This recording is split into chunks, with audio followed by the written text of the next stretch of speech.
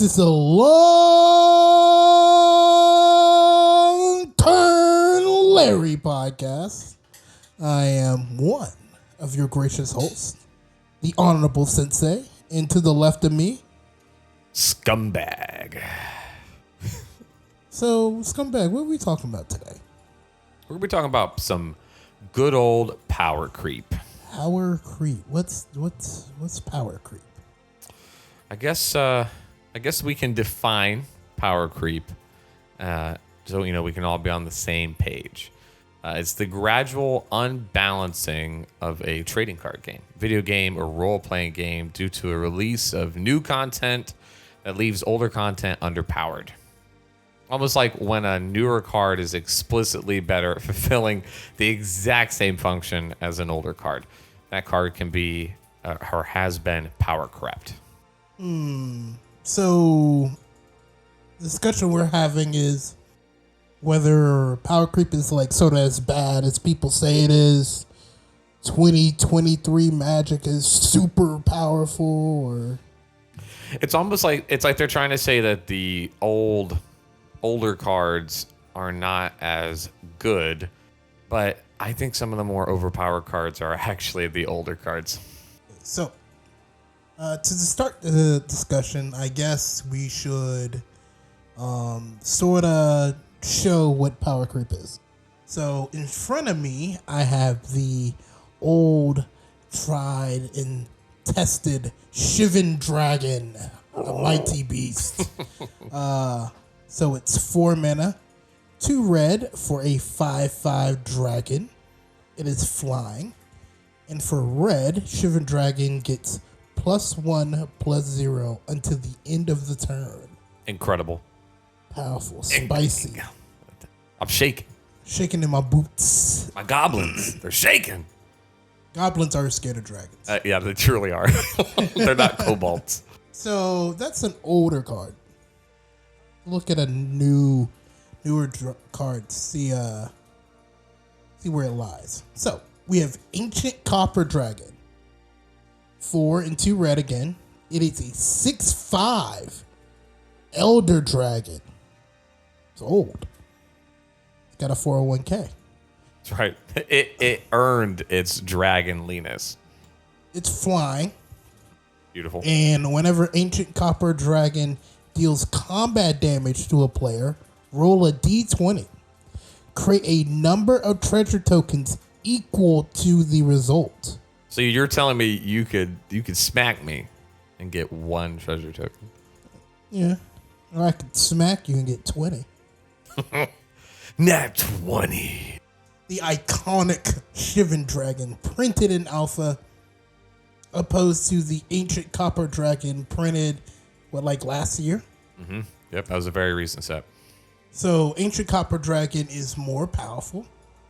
It has more power and a better ability. Shivan Dragon was made to be sort of like a terrifying beater in the, it's not standard, but in the set of its time. I would say the same for Ancient Copper Dragon, but it accomplished its goal in Commander in stark contrast. Yes. I would consider, if we're talking about power creep and the way we analyze power creep, I would consider this horizontal power creep. Both are trying to accomplish sort of like the same goal, but in different ways. But one is definitely better at getting you to the end of the game. Oh, 100%. I think the era of the cards is super important to what makes it powerful, right? So Shivan Dragon being a 6-drop 5/5 that was pumpable is almost on efficiency, right? Normally you want a 5-drop to at least be a 5/5. If not, it needs to have a really good effect, right? Well, in Shivan Dragon's, release, flying wasn't as prevalent, and having to have a flying creature that you need to block with. And I don't even think back then, the standards for power and toughness was even a thing when Shivan Dragon was printed. So yeah, it being a 6 mana 5/5 was probably huge. Yeah, agreed. That's what I'm saying. Shivan in its time frame is definitely a incredibly powerful dragon.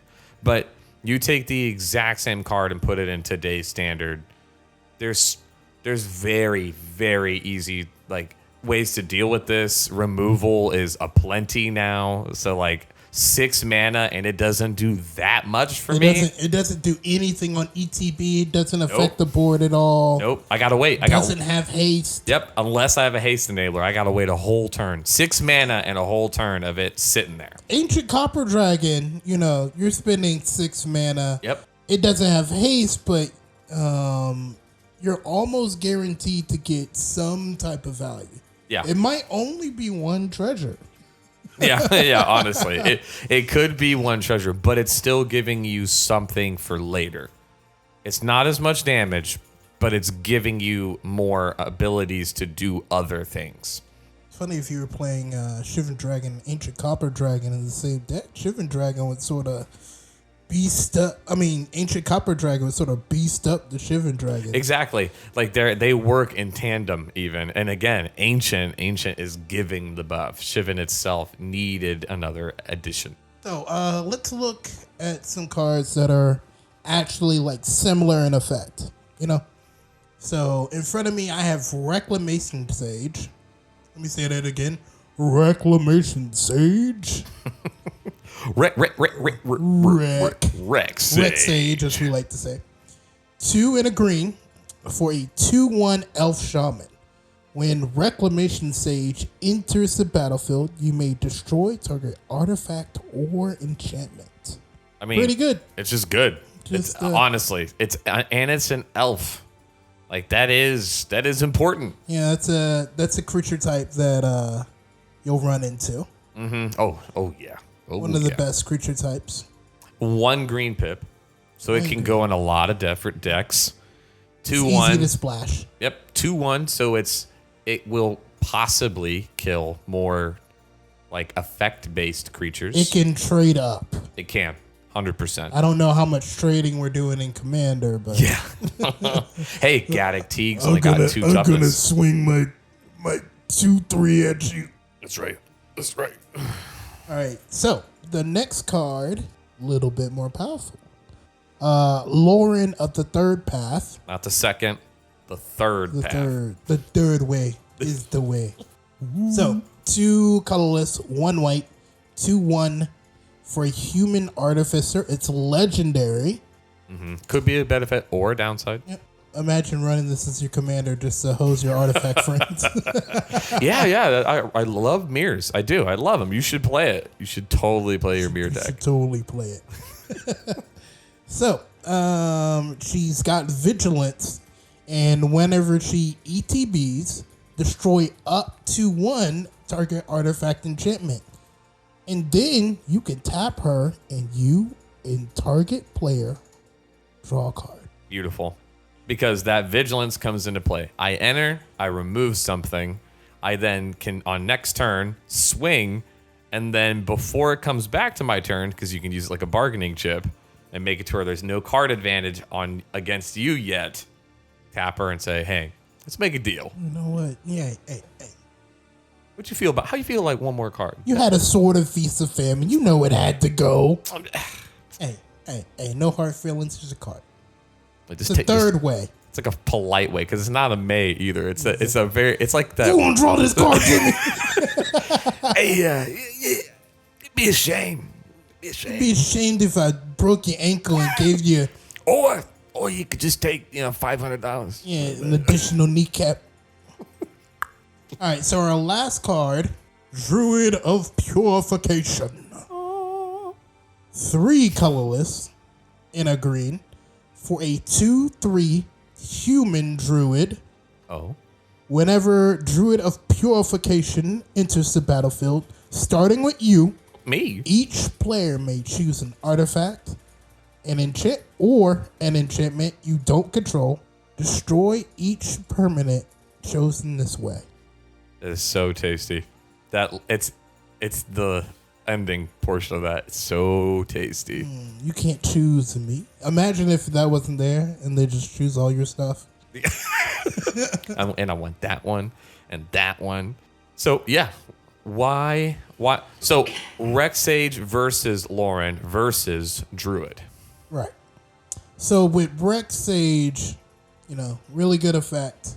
It just does what it does, and that's If it ain't broke, don't fix it. It's an oldie but a goodie. Magic Wizards decided, no, we're going to fix it. Yep. And then we got Lauren of the Third Path. Color shifted to white. That might be a slight downside for some people. Vigilance tacked on for no reason. I don't know what 2/1 creature is swinging in. Yeah, I don't see the vigilance incentive. Like, I know why it's there, because it's like, look, you can attack and tap this. But yeah, again, unless you're hosing your friend's artifact deck to where this is making an opening. Yeah, I don't know. It's a 3-drop though. Yeah, so your it's friend had an artifact creature and you blew it up. Yeah, Mir Superion. Yeah, there goes your Mir Superion. And then you get to draw a card. I guess that's the white effect. Yeah, right. Both green and white like to blow up artifacts and enchantments, but white's like here. Why no creature when could creature is green-white, to say the least. And then Druid is just like... Oh, Druid's so fun. Super fun. There is some tech if you don't know. Yeah, there's in theory 2 ways this card could be played, but there's definitely some fun ways to do it. If all your ops choose the same thing... it's on site. If all your ops choose the same thing... Only one thing gets blown up. Yep. In theory, nobody has to be scummy, and they can just go, you know what? You play Druid of Purification. Yeah, no, that's cool. It's cool. Let's play around this. Let's be responsible Magic players. I pay for my taxes. Yeah, but they're all going to vote on the parallel lives that you played with Druid of Purification. They're going to. Oh, yeah.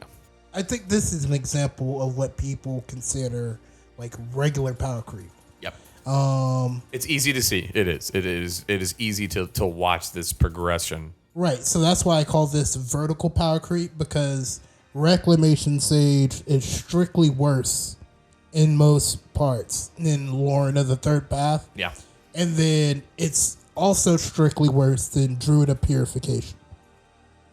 Yeah, like, of course, in these examples, there's going to be like a nuance of, you really needed extra card advantage, and so Lauren's more attractive, and your Selesnya token group slug.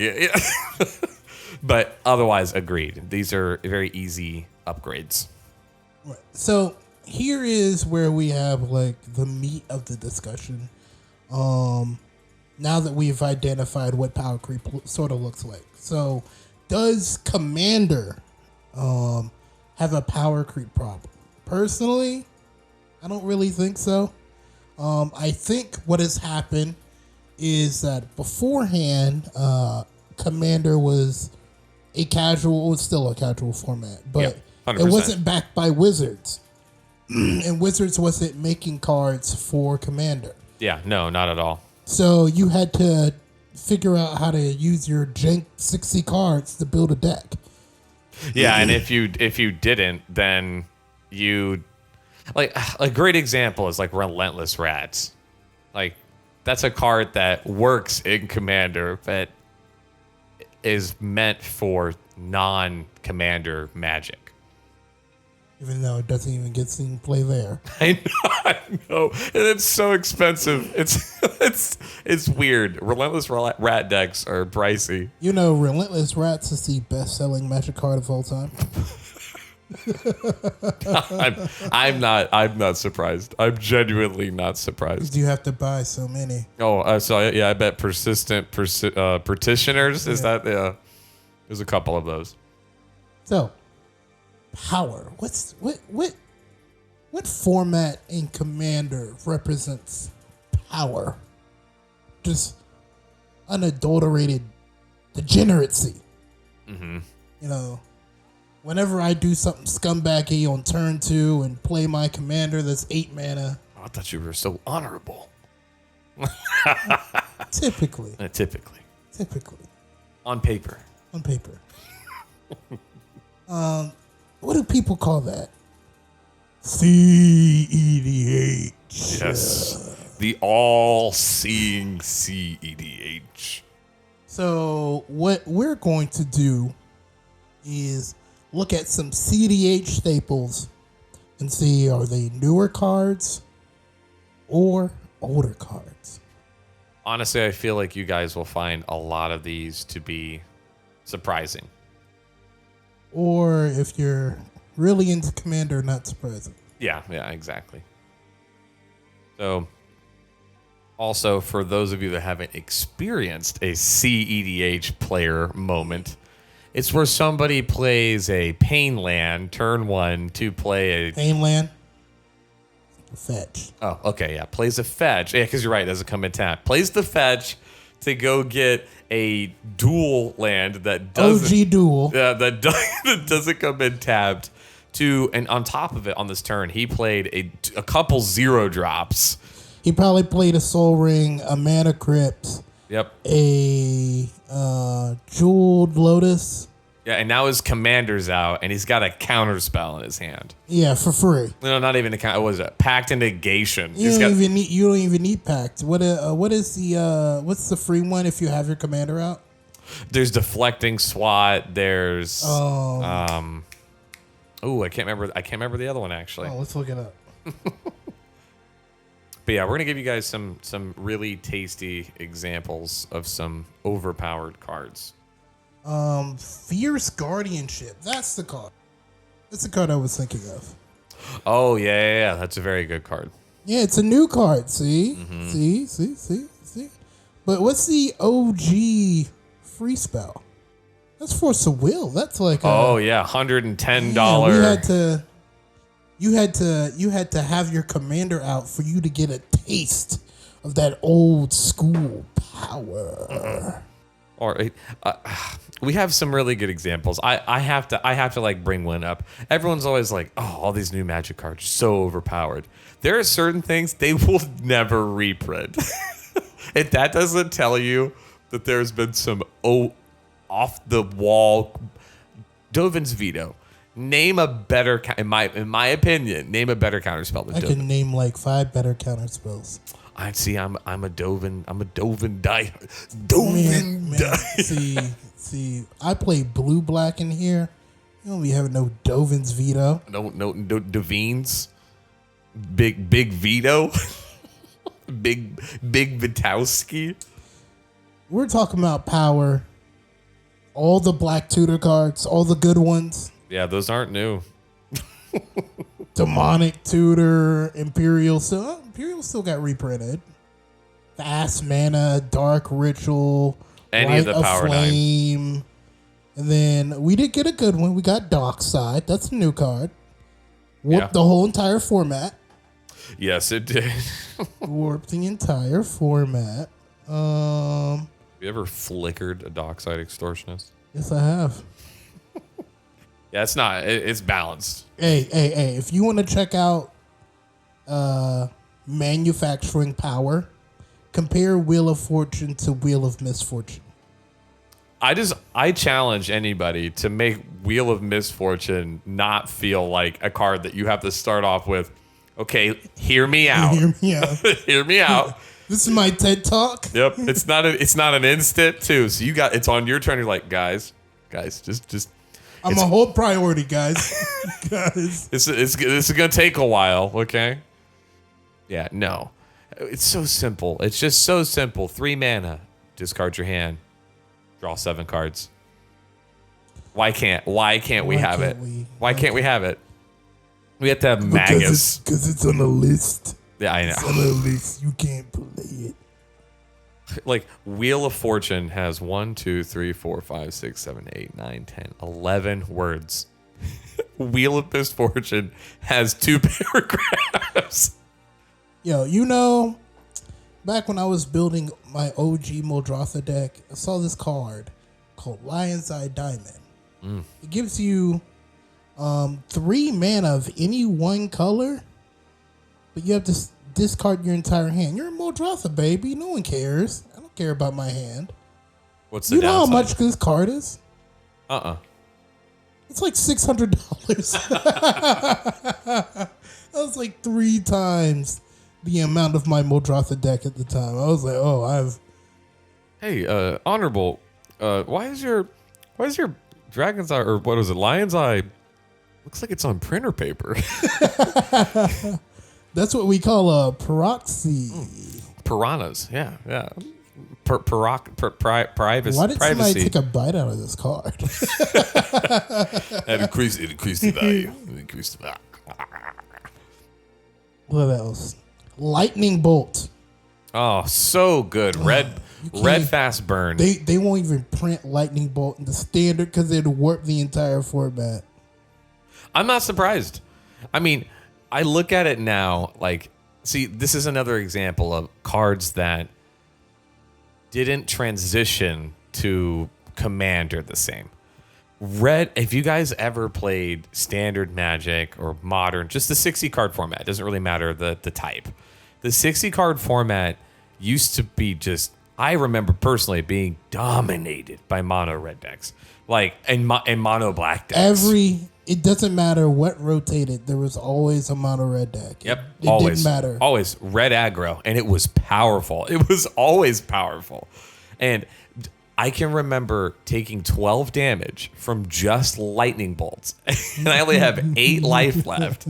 And then they hit me with a stupid, like, what is it? Rolling Thunder or whatever that elemental is. It's red.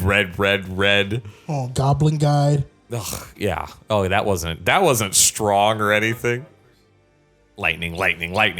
Yeah, it's just red burns. But instead of Goblin Guide, we got Ragavan, Big Monkey. Yeah, we did. We got the big monkey on campus. Big Monk. 100%. Beat you to death with a monkey. So I think we've shown a couple of examples. We do have very powerful cards in 2023. We do.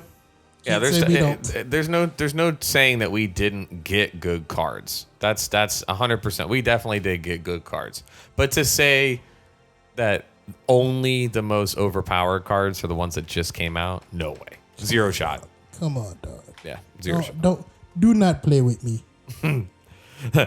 This isn't just clickbait for the title, okay? It's not. It's the truth. Yeah, seriously, do not play with me. We also want to talk. There's one thing I do want to bring up too. What? Price is, I feel like, another determining factor, and it's funny how it moves, and it moves innately. Most people think a card's price is higher because the card is more rare. Or more powerful. More powerful is, in my opinion, more common, because there's definitely cards that are uncommons, which means you supposedly can pull a ton of them. What was it? Tyvark's Stand? Tyvark's Stand, yeah. Yeah, that's an uncommon, and it's worth a couple bucks, and normally they're worth like pennies. Right.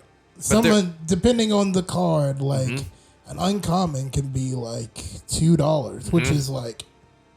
It never happens normally. And then at the same time, too, there are cards that are just crazy expensive because people just bought up all of them. Like, it wasn't, in theory, a rare printing. Hey, here's Feldogriff. Yeah. It's on the list, so they're like, I don't know how much Feldogriff is going for anymore. Last time I checked, it was like 300 something. Jesus. If I remember correctly. It was around like $300. Yep. We have a player in our play group that made... it was one of the first group hug decks that we ever had a chance of playing with, and it was Feldogriff as the commander. He's very good. So, I feel like what you're saying is, like, it's not hard to have power. Yes, it's not hard.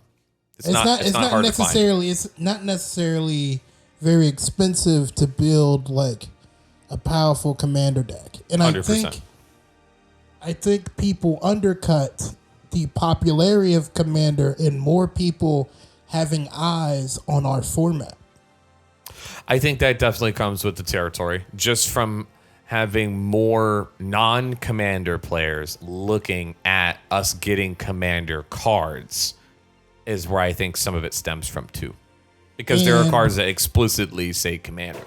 And like, since we have so many new players and people who used to be like 60 card format players playing Commander now, games like cards get solved very easily. Yeah, or they get banned. There's definitely a ban list. It's not the fastest. Don't get me wrong. It's not the fastest, but there is still a ban list for it. So Wizards does acknowledge it fully. Like, well, Wizards doesn't even control the ban list. I thought that they did. No, it's a separate organization. The people who what are they called? The Commander. I can't remember. The people of Commander. Basically, the Commandorians. The dude who created Commander has like his own little organization. They sort of come up with the bannings. Oh, that is beautiful. Sheldon, I can't remember his last name. Oh, that's beautiful. That is it's so not nice. Wizards, because I think if Wizards made the bannings, nothing would be banned. Or it'd be weird. It'd be very weird bans. I bet they'd ban things on purpose to make it less expensive. So, also, we were talking about it's not that hard to build a powerful deck because we have more tools to build powerful decks. Yeah. We have Moxfield. There's so many decks on Moxfield that you can look at, different ways that you can build your deck. Yep. EDH Rec. Right. Yep. Scryfall. Plenty of like YouTube channels. Oh yeah, there's some really good ones. I mean, everybody knows the big boys, and they have definitely went from being pocket channels to being like some of the most watched. Right? Yeah, to being some of the most watched. It's funny because growing up in Commander, like you start off as like your baby Commander player, and you have to you have to watch all the channels. But as you start to grow, playing this game, you really don't need much assistance, and you're really looking for things to spice up your deck, because necessarily playing the most powerful thing isn't always the funnest thing that you could do. And Commander isn't a competitive format. It is a format to show your identity, really. I really think there's a lot of identity in how you build your Commander deck, what cards you decide to use, what commander you decide to play. Yeah, and also too, I've seen others talk about this. I don't want to act like I'm the creator of this thought process, but I like this idea. I feel like when people back in the day, they used to get mad when it was called net decking, right? That was the concept. Pretty much boiled down to you didn't have the card knowledge to build something that powerful. And so you went online and you found some guy that won a tournament in Nevada and you copied his list, and then you went around and bought your singles. And even that was difficult. Just getting singles. Getting singles was incredibly difficult. And then there was no card database to just go look at. Actually, there was. Remember the official Magic card I never used it. Data, it's so bad. Oh, I bet it was. I bet it was horrible. So bad. But it was like some of MySpace. The old cards still have like comments under the people used to have discussion under certain cards. Oh man, I get what they were probably trying to achieve, but it was like Magic Reddit before Reddit. Oh man. But now I feel like net decking, I have a problem with it in a different way. How? My problem with it is we're talking about power creep, right? So the innate thought process would be all the decks are going to be overpowered, right? Because now everyone has access to these lists showing the most used cards that have the highest win rates. So you can, in theory, air quotations here, make a deck that would be unstoppable, right? It doesn't happen. But what does happen, and what makes me upset by it, is you see a lot of cookie cutter decks. Yeah. Instead of people truly just looking at, like, my favorite way was I would find a card that I just randomly had and was like, wow, this thing would be just fun as a commander, and then build it. And then I would look up things later to see what other people had done to get more ideas. But I don't like the idea of people just scrolling and being like, I'm going to build there we go. There's a Ragavan deck, copy paste. And, I mean, not everybody has the time to or want yeah. to like really dig in the weeds and find out the obscure card that was printed in 1997 that exactly triggers off the exile effect from Ragavan hitting and actually gives you 2 treasures instead of 1. Yep. Not everybody feels like doing that. Some people just want to go to F&M and just play with their friends. Yeah, that's very true. Just head up a local game store and be like, hey guys, like, check out this goblin deck I threw together. Yeah, but for the most part, when you actually go to like an F&M or your local card store, this is my experience. The power level from my regular group and the power level at the store, it's wildly different. Yes, I thought we have sort of cultivated a very high power level group. Yeah, like you're gonna die. Like yeah. And what's funny is I thought we were just being biased. Like, I thought it was like, of course my play group's powerful. I'm in it. Like, those are my friends. Yeah. And then, like, you play with people you've never played with, which is one of the really cool parts about local game stores. You get to play with people you never would play with, and some of them have some weird decks. I have seen a glunch, the jellyfish. Voltron deck. A Glunch the Bestower Voltron. Yeah, my mind was blown. Was it good? It killed me. I thought that thing was a 7 instantly becomes 10. But I love Commander. I hope you guys love Commander. And at the same time too, always run land destruction. Blow up their commanders every time so that they have to pay more mana than they need to. And whenever they go to do something important, say, in response. And just don't do anything. Just stare at them. Cycle your cards in your hand. Just flick them. Always leave exactly 2 blue mana. 2 blue mana. Or a singular white. And then just stare at whatever is important on their field. Or just like any amount of red. Yeah. They will be confused. Yep. And slightly aroused. Yep, that's right. I think what I want to end this off of is that you shouldn't really worry about what other people are playing. Play within your budget, play within your power budget, and build things that you think are fun, because at the end of the day, Commander is about having fun. Yeah, this was supposed to be a format that you could get in, and it had unique rules to make it fun constructing. That's also a big part of this, the construction process too. And if you feel like,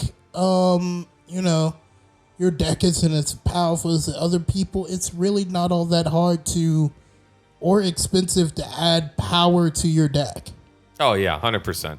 You can always come back later and add piece by piece, because that's the beauty. You don't have multiples of cards, so there's 100% some chaff inside of that random, Preston deck that you built, and you're like, you know what? It could use an Elish Norn. You know what?